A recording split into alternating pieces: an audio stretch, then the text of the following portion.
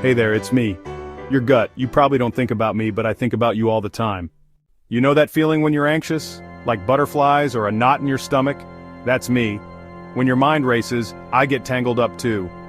It's like I'm stuck in a storm. Every worry adds to the chaos.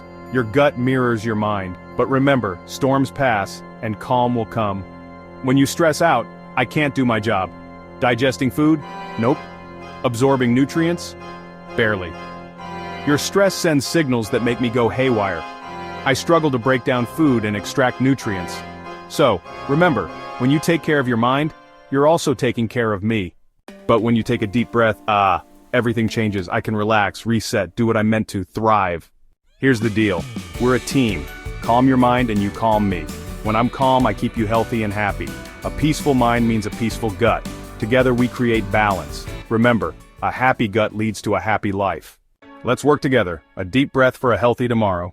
Your gut holds the key to health. Heal your mind and your body will follow. Follow us for more healing insights.